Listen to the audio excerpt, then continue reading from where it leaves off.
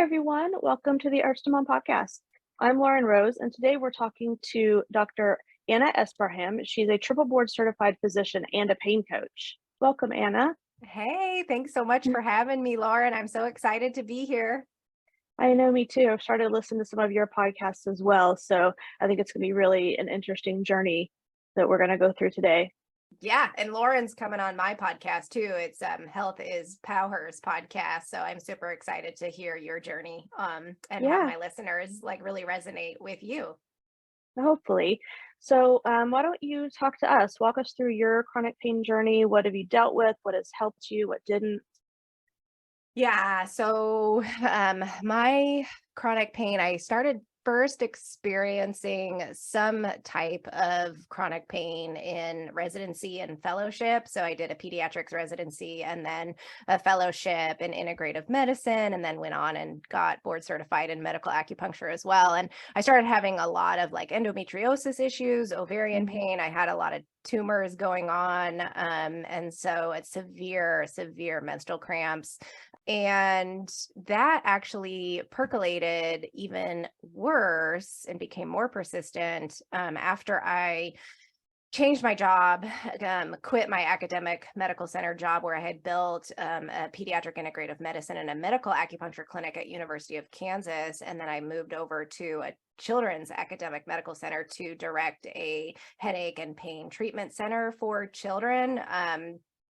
And at that time, I think they started mandating the flu vaccine, and that's when we didn't know it at the time. My medical team couldn't figure it out, but I developed severe pelvic pain where I was puking.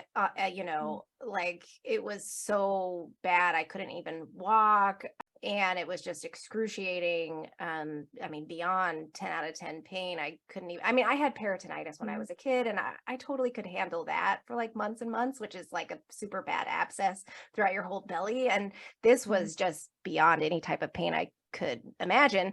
And then we worked through it. We did a lot of bladder cocktails with lidocaine and heparin, which really helped settle that down. I did a lot of physical therapy, so pelvic floor physical therapy, kind of releasing a lot of that pelvic floor muscle, Mhm. going to therapy, going to psychoanalysis to help manage the stress or any emotional input that can actually exacerbate pain, as well as watching my diet, nutritional changes, gluten-free, grain-free, kind of really making sure I was doing an anti-inflammatory diet. I did a lot of supplements.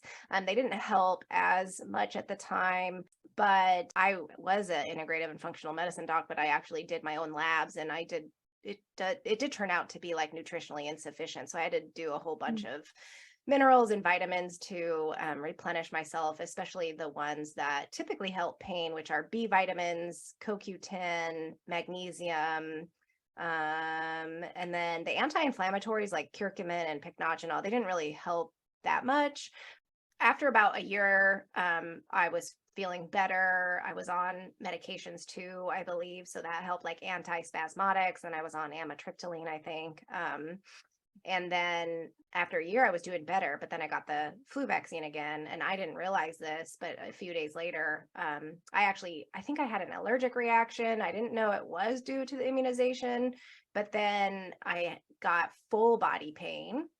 So entire like full body pain. I was still managing this like that type of pain. I was managing myself because I was like, I don't, maybe it's just like a flu type reaction. I wasn't quite sure what was going on. I thought it was the weather change. My medical team had discussed with me. They were like, well, this is a temporal association with the immunization. There are very rare rare reactions of having like an autoimmune induced neuropathy, Mhm. autoimmune reaction to the medicine, since I did have some type, it was like an asthma attack slash anaphylactic. It was not shock, but it was an anaphylactic type reaction. And so they were speculating at the time it was due to the immunization. Like because I already had autoimmune disease before a long time ago Mhm. back in medical school. And so they were thinking I probably was like prone to having this type of reaction due to my severe autoimmune disease diagnosed back in the first year of medical school. And I still kind of went along with it. Anyway, I got my third immunization, and I went into full blown anaphylactic shock. Oh my I had gosh. full blown, it was severe. I couldn't walk. Like, it was so bad. I couldn't move my arms. My whole body was in pain, like everywhere. Just everywhere, my skin, my muscles, my tissue, all the way from head to toe. And so I was scared because of the weakness. I thought, oh gosh, what if this is Guillain-Barré or some type of reaction? It did turn out to be an autoimmune reaction to, the immunization, probably something that my body was already, getting allergic to in the first place. And so that's really what led me down the path of all these chronic pain therapies, where it was kind of a fibromyalgia slash small fiber neuropathy. So I don't know if you know this, Lauren, but they did recently find autoantibodies in patients with fibromyalgia. Mm-mm. Yeah, so there is some kind of immune disorder going on.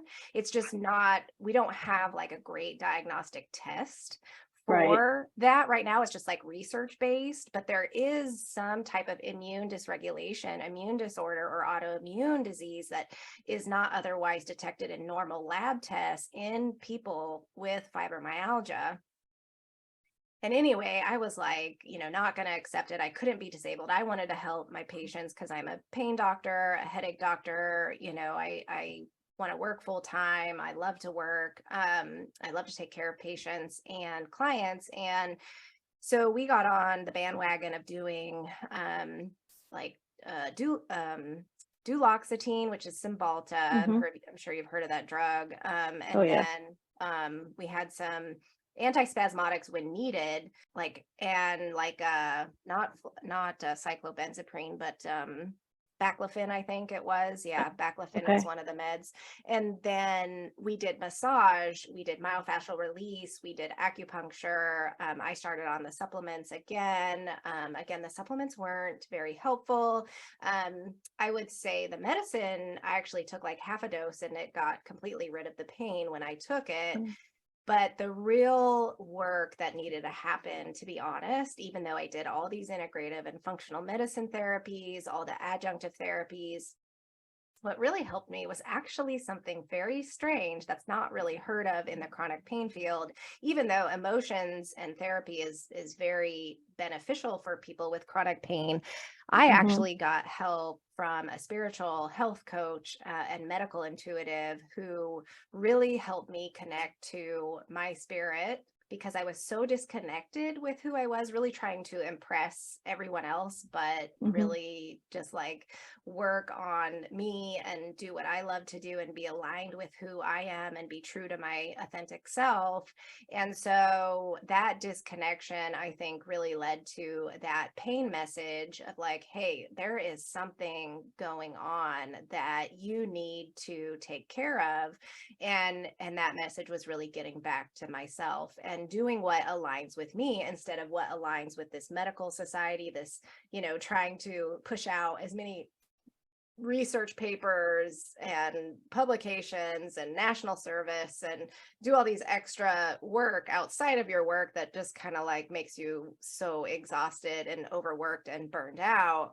And I really had to settle down and do what I love to do, which was be with my family, take care of clients in a way that the medical field really can't. And that is using that spiritual side of medicine and honing in on that alignment with yourself. And so that's what I do a lot with my clients, is this intuitive healing method where I work one-on-one, or I do it in a group coaching program for women, where we really learn how to heal ourselves using a lot of the spiritual healing and the intuitive healing methods that I learned after taking several master courses and kind of building up that expertise over the last, 7 years, and teaching people how to do it themselves, because they can. And just because you have chronic pain doesn't mean you need to have it for life. It just Mm-hmm. might take some unorthodox methods that people have never heard of, especially as a medical doctor who's very science and evidence based. For me to go this route was a very strange route, but honestly, the conventional, the integrative, and the functional only got me like 30 to 40% better, where that spiritual healing side got me to 100% better. So yeah, that was kind of my origin story of dealing with chronic pain and how I nurtured myself out of it. Of course, it took a long time because sitting with yourself and meditating and getting in tune with your spirit, it takes time. I mean, it took me like 6 months to even sit still with myself because of that monkey mind. We've all been through trauma. We've had to deal with a lot of emotions, and then when we sit with ourselves, it's like that all, we just like get anxiety and it all kind of comes Oh back. yeah. We have to feel in order to heal. And so that's the tough part. Once you get past that part and you learn how to sit with yourself and be alone with yourself, work through those emotions, work through that trauma, release it from your body, give it up to God or give it up to your source, your universe, then you can actually start beginning to learn those intuitive healing methods and heal yourself. You do have to do it every day. It is something where you are going to have to sit with yourself, learn to release the stress, release the emotions, release any negative entities, foreign energies, other people's energies that surround you over the day or that you build up over the day. And then you can really start noticing the effects. So do you still do all of that spiritual stuff every day to Yes. help you? Yes. Okay. So it Absolutely. wasn't Like, just no, it is not a one-time thing, because for me, I am pretty sensitive and like an empath. And so I don't know how to explain it necessarily, but I kind of hold on to other people's emotions and other people's energies, or I get stressed out myself, and so then I have to, instead of it internalizing into chronic pain or into Mhm. other types of physical health symptoms like autoimmune disease, I do have to let that go. And so, like, talking about the initial insults of the chronic pain, even though, yes, it was the immunization and yes, it was a physical health issue, there was still an emotional health issue as well related to that pain exacerbation from the immunizations. And that was because I felt forced into getting an immunization. Mhm. And I really never get the flu, or I never, and so it was a difficult scenario for me, because a long time in childhood, I had an experience of some significant emotional trauma that I felt from someone, forcing me to do something. And so I think that came from that childhood event where it really triggered me when I did have to be forced to get that immunization. Mhm. And so then I think my body just rejected it. So Mm. developed that anaphylactic shock. It's that emotional rejection that manifested into a physical rejection to that immunization, because I was forced to get it. And my emotions, my spirit was just like, no, no, no, inside. And so it took me a while to integrate with that forced immunization, that mandate, and come to terms with it, integrate it into my body, and just let it heal. So yeah, it was tough. It was an emotional issue. I was so angry, I was just so Mhm. angry, and just being angry at it made it worse too. The anger, the catastrophizing, the fear.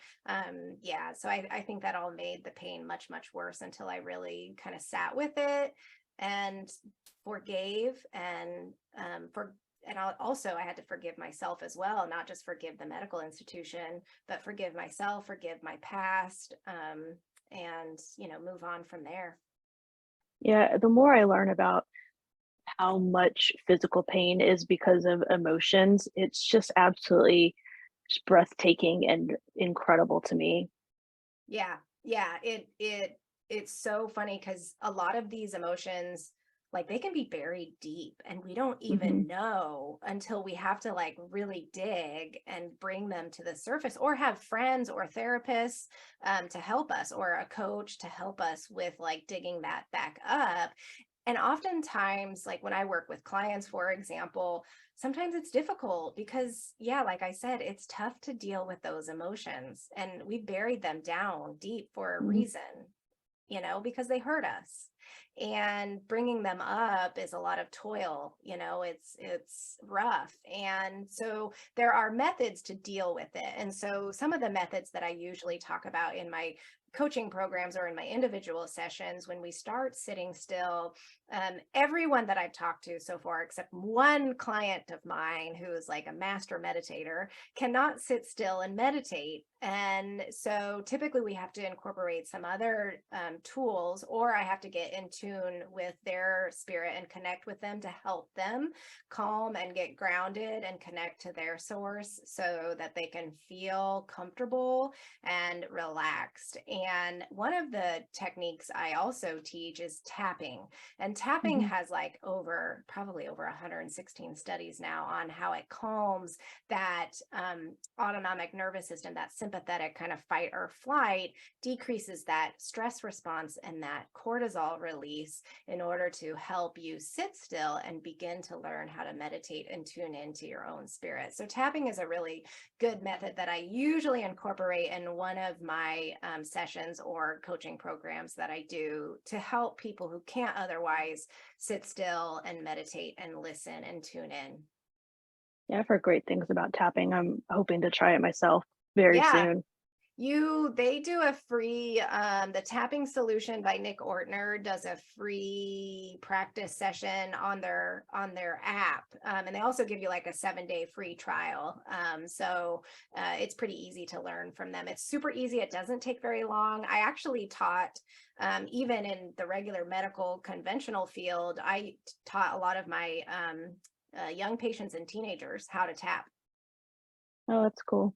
Yeah. So, what did it feel like to be a doctor and still have chronic pain? I mean, did that seem ironic to you? Well, what's weird is I didn't have pain until I actually started a headache and pain treatment center, which was so odd. And part of that, I almost wonder, was maybe part of this spiritual journey where maybe I was supposed to experience it so that I can learn how to help Mm, others and serve others with this type of chronic pain, even though I really it's like, please, can I learn another way instead of yeah. experiencing it for myself? But it was interesting because I did a ton and ton of research, and I found that, it's, even though I'm in the conventional medical field, we can't provide enough care for a patient with chronic pain. We can provide 20% maybe of that physical health care, like providing medications and guiding you on your way towards healing. But that emotional side, that spiritual side, we can't really Mhm, offer a whole lot. And whole programs, chronic pain programs, even where I worked, we would often refer patients to different pain centers that actually just focused on the mind body connection, no mm, medicines at all, just the mind body connection itself, and with very high success rates. So it was interesting for me, even though I was very open to all the integrative and functional medicine therapies, that spiritual side, I just didn't quite grasp it until I went through chronic pain myself. And now I'm mm. incorporating it into my own patient care and my coaching, where this is the foundation of healing. And I never understood that. And so I'm so happy now I do. And it's such an amazing method and tool, not a solo method definitely by itself, but it definitely helps more people than you can imagine. Yeah, I know I'm currently reading the book The Body Keeps the Score, and he talks a lot about that mind-body connection and how when you have trauma, it dampens the signal, right, between your amygdala and your prefrontal cortex. So you stay in that fight or flight mode and you just it disconnects that mind-body connection and just how important that is in how your body, keeps emotional pain and translates that into physical pain. And it's just really interesting. You touch on a good point because in that book, it really goes into detail a lot about that mind body connection, what happens when you go through trauma, and what happens anatomically and physiologically in your body. And so there's actually another subset of therapy called neuroscience therapeutic education for chronic pain. So just by learning how the pain pathways work in your body actually can heal you itself. And one of the cooler things about that neuroscience therapeutic education, like you were just talking about, that the connection between the amygdala and the prefrontal cortex and how these signals get really revved up. Well, what happens in the intuitive healing methods is incorporating a little bit of visualization and hypnosis with intention in order to visualize healthier signals, and adapting these pain pathways to come back to a more normal state. And when you do that visualization and that intention, your body starts healing itself and Mm. coming back to normal. And studies have shown that. That's wild. Yeah, it's crazy how So, it works, but it does. And so, yeah, there's a whole neuroscience field that's more and more people are studying this on creative visualization, hypnosis, meditation, and the biology of belief. I love it. Look some more into that. So I've heard you say that pain is a signal. And so I've had chronic pain since I was about 15. It started out with migraines and headaches. And I ended up in when I was 35, so 20 years after of having almost daily severe headaches, ended up in a pain recovery center, 4-week inpatient. And I remember one of the times we were doing some kind of guided meditation, we were supposed to, visualize our pain. And so I thought of mine as this black figure that was really spiky and just and that's what I thought of it as. And then I asked my pain, why are you trying to hurt me? And you know what it said back? It said, I'm not trying to hurt you, I'm trying to tell you something. Oh, wow. And so I love the fact that pain is a signal. What do you think our pain is trying to tell us? What kinds of things? Yeah, so I think it's individualized for a lot of people, but one of the biggest things that I have heard from both my clients and dealing with a lot of patients who are in pain is that disconnection from themselves. And actually the literature even shows this in a more indirect way. And in what you said, there's people pleasing, there's perfectionism, Mhm. and those types of characteristics actually lead us away from our true authentic self because we're Mm. trying to impress everyone else instead of be connected to and aligned to who we truly are. And so a lot of times, like my headaches, I got this neck pain. It was last spring, and I remember I was going through also a little bit of depression at that time too, and I couldn't figure out what was going on. And so I meditated every day for several hours because it was just so bad. And what I heard was God just telling me, Anna, you need to get out of your job. You aren't aligned with this job, even though I was getting great accolades, awards. I mean, I was director of this center, and I was at the top of my career and doing very, very well, and it was enjoyable. And God had a different path for me, and I knew it. I just didn't want to get off of it because I was making great money and I was doing so well. But it was like my spirit wanted me to be doing something else. It was like my true gifts were meant for something else. And I was just too scared to listen to that. And so a lot of my other patients, they'll come in and sometimes their headaches are from just hating themselves. I mean, they just hate themselves. And it's not because of anything they've done wrong. It's because of what everyone else, this like comparison issue that's been going on, especially for young teens, where everyone else looks like they're having an amazing life. And then they're stuck here as this unique individual, not expressing their true selves, because it's so hard to in, these young adolescent, societies where you have to be the specific person in order to be cool and liked and do well in school. So it's just really tough for someone at that young of an age to express their unique, true inner pilot. Yeah, I know I struggle a lot with perfectionism and people pleasing as well, and that definitely has not helped my pain. It's definitely made it worse. Yes. And one of the headache, I remember having a headache too one time, and it was just like a burning type pain. And I remember I had to do another meditation. I did an inner child meditation, and the inner child I said, why am I having so much pain? What do you want to tell me? And she was like, Anna, you got to quit impressing everyone. You got to quit trying to show off and do things for all those other people. Let's just do what we want. And I was like, oh, okay. I mean, everyone says that we can't do what we want. We have to do what everyone else wants. But that was the path. And sure enough, when I quit my job and just didn't even have another job on the end, where I just kind of free falled it and no financial resources, then that little burning type pain went away. That's crazy. So I was listening to one of your podcasts, and I don't want to spoil it by reminding you what it is. So hopefully you remember what it is. Tell us about what a friend said that completely changed your life.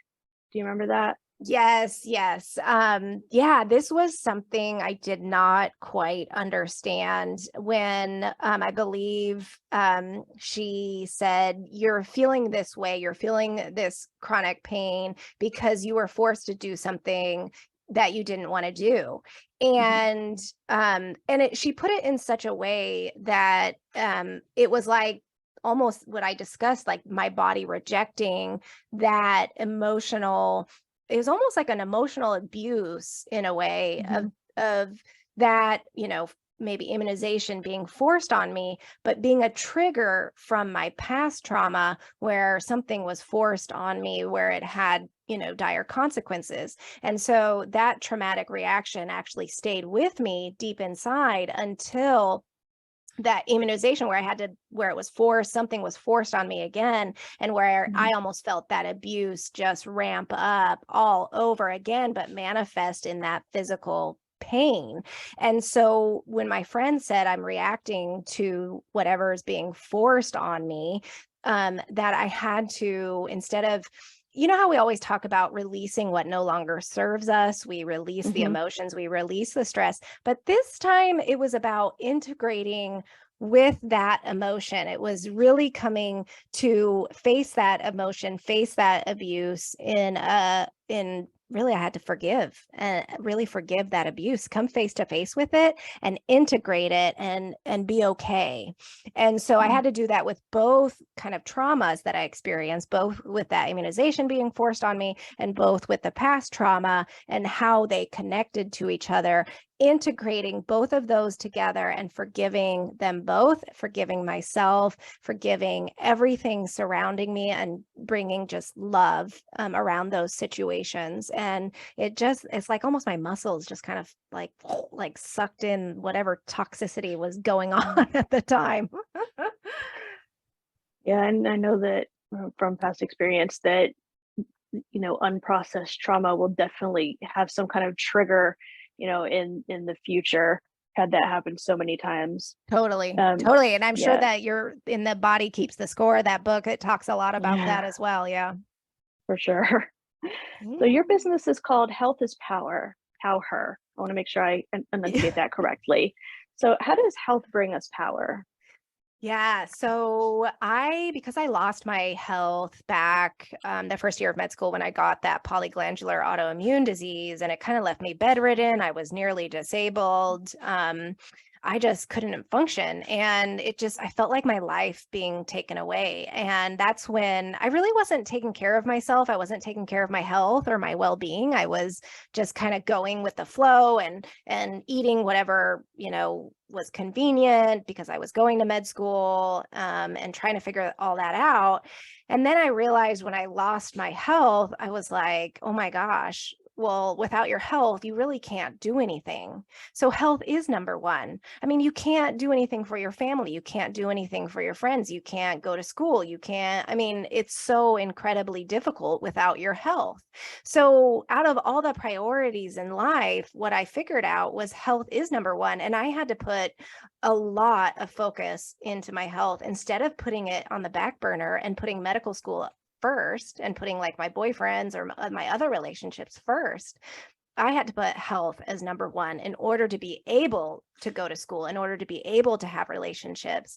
And the reason why I put health is PowHer as my podcast and my coaching name is because women go underrepresented in the medical field. It wasn't really until 2015 where the FDA was like, hey, you have to have women in your clinical trials. And, a lot of times before, that was just recent, right? Wow. 2015.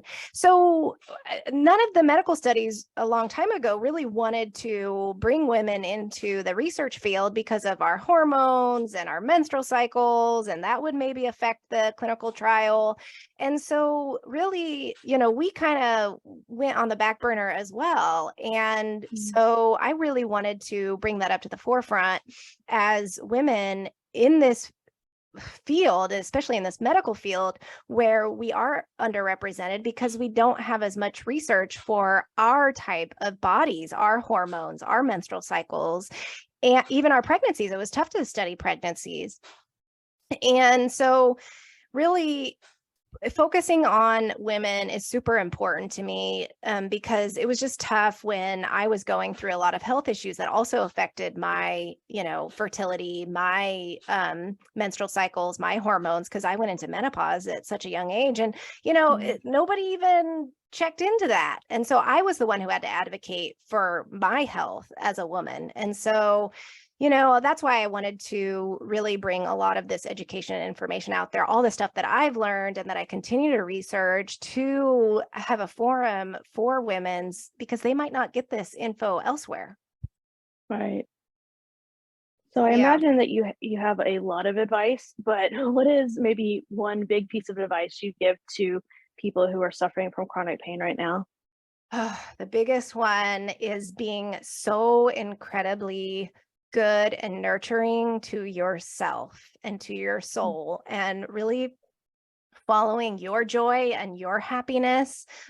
Whenever you follow your joy and your happiness, it's almost like your body just heals itself. And that's when you are connecting to your true authentic self, is just following that path of happiness. And even though it can be scary at times, and the other thing about being afraid is that sometimes that fear and that almost catastrophizing or distress can actually in the moment worsen that pain. So instead of, Mm. you know, berating yourself or speaking negatively about yourself, that actually can worsen the pain. It actually activates those pain pathways, just one negative thought.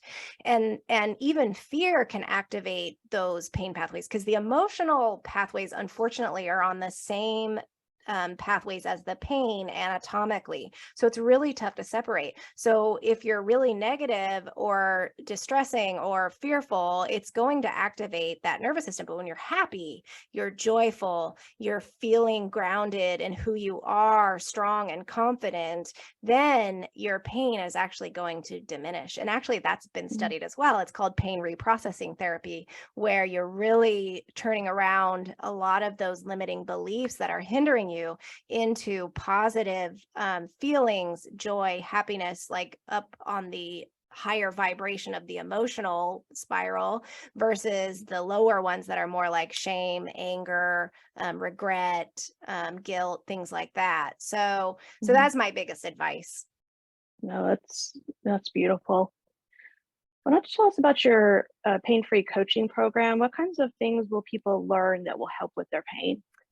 Yes. So the biggest chunk of the group coaching program is the intuitive healing methods. And so we spend a lot of sessions learning how to do those intuitive healing techniques for yourself. So this is something where my clients can take away after this group coaching program, this method to learn and use it every single day to heal themselves from chronic pain. The other aspects of the Pain-Free Life Academy, the coaching program, is like being around other women in a supportive network where we really lift each other up, because that energy that we bring to the table for each other and supporting and inspiring one another is also super important in that healing process. It's even more so, it's even more powerful than just the individual sessions I have. The other thing too is that I do like to also pay attention to what I talked about, that pain reprocessing therapy, those limiting beliefs, anything that blocks us from healing, to allow us to either integrate or release that, incorporate good, healthy nutrition, support our gut health because of that connection with the gut and the nervous system, and then also support our immune system, because that immune system is also a big piece of chronic pain. So and then we touch on a little bit on hormones and sleep, because there also is a big connection to pain as well. But I would say the meat of the program is learning how to intuitively heal yourself, without needing anything like medicines or other types of therapies, if you can really focus on it and incorporate and implement it into your life. That sounds absolutely amazing. Where can we get more information about you and your program and your podcast? Yeah, everything is on my website. It's healthIsPowHer, POWHER.com. You can also find the links to the podcast there. Health is PowHer's podcast is on, I think, Apple, Stitcher, and Spotify. And then I'm also on Instagram at Health is PowHer. Facebook, we have a Facebook group that's free, and I actually do a ton on that Facebook group. I have a lot of live videos. I check in every single week. I provide a lot of free resources. And so feel free to check that out. I'd be happy to have you and meet you. And yeah, I think that's most of the places where I'm at. Yeah, I'm definitely going to check out that free Facebook group. That sounds great. I'd love to have you. That would be so awesome. Yep. You can find me at ithurtstomom.com and at ithurtstomom on Instagram and Facebook. I'd also love to hear from you via email at ithurtstomom@gmail.com. Hope everybody has a blessed and powerful day. Bye.